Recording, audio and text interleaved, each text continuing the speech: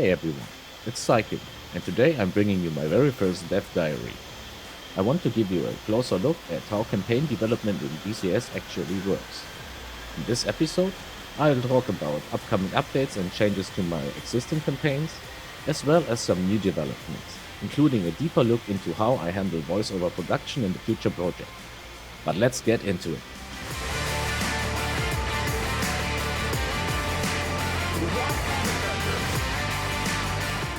With the upcoming DCS patch, the Northern Defenders Phantom Rising campaign is getting a round of polishing updates. I've gone through all missions and fixed minor issues like misspellings, subtitle timings, and removed a few debug messages that still appeared in certain missions and situations. On top of that, I added a couple of new voiceovers, especially in the cast missions, to better support the player on locating targets and identifying possible threats on the ground.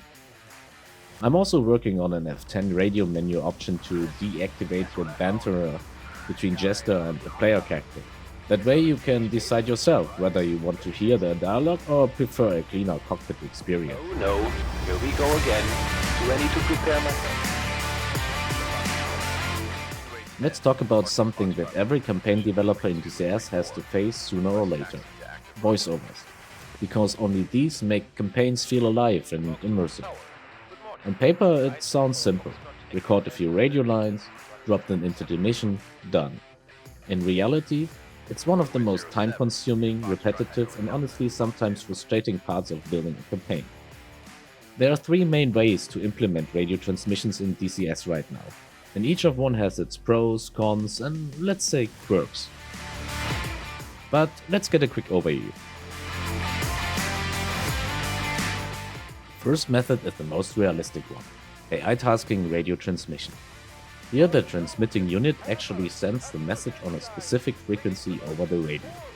The player receives it naturally through their in-game radio system, and subtitles appear in the top left corner. This gives you that authentic immersion in a real radio call coming from a real source and the correct frequency. Personally, it's my favorite way to experience comms in the game. But it's also the most painful to manage. Every transmitting unit needs to have all its messages listed in the Trigger Actions tab. If a unit has several lines, you will end up scrolling through a long list, manually linking every audio file, adding subtitles, and hoping you didn't miss one. Because if you miss one, or God forbid delete one, the whole order is screwed up. It's repetitive, error-prone, and it takes forever.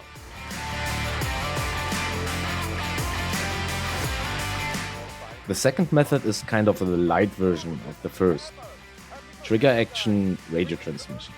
Instead of a specific unit, the transmission originates from the center of a predefined zone in the mission editor. Until recently, there was a major drawback: you couldn't display subtitles at all. But thankfully, ED fixed that in one of the latest updates, so subtitles now appear in the top left corner as well.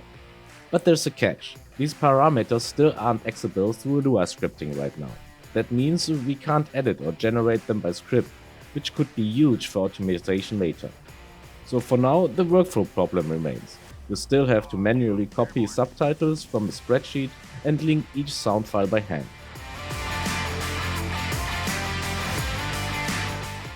Finally, there's the simplest option: just play a sound and display a message. This isn't technically a radio transmission. It's just an audio output combined with an on-screen text message on the top right corner. But with some additional condition check, you can make it only play if the player is on the correct radio frequency. It works, it's quick, and easy to access by Lua scripting, but it doesn't have the nice subtitles on the top left corner. And yes, you guessed it, it still involves the same manual copy-paste grind to get every subtitle and sound line linked up correctly.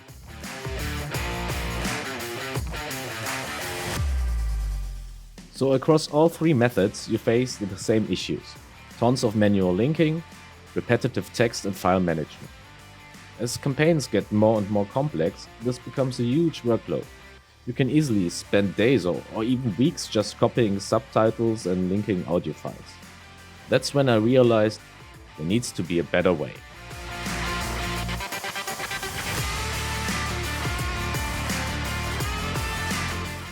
So I came up with the idea of the voiceover manager.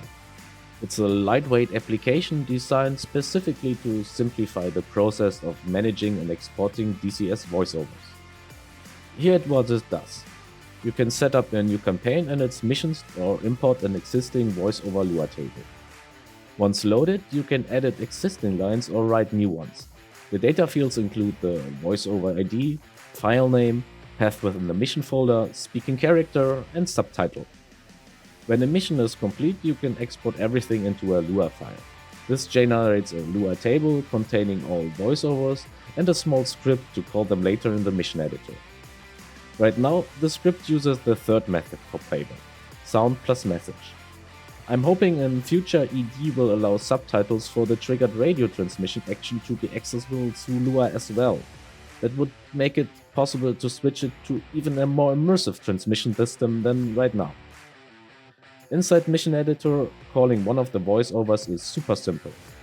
Wherever you want the line to play, just add the doScript action and insert a short trigger line like this. In short, it takes a process that used to be time-consuming and repetitive into an effective workflow. So no more manual linking, no copy-paste, no more scrolling to trigger list if you want to edit a subtitle. Just clean, efficient voiceover management, and more time to actually design the mission.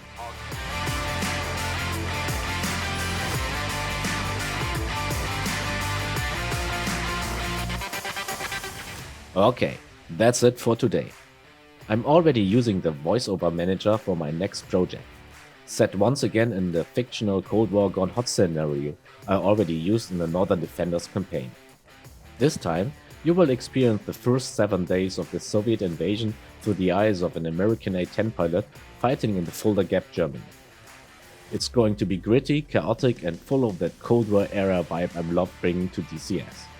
If you enjoyed this video, leave a like, and if you want to follow the development of new campaigns and mission editor hacks and tools, hit the subscribe button. I always appreciate your feedback and thoughts in the comments. It keeps projects like this flying. Psyching out.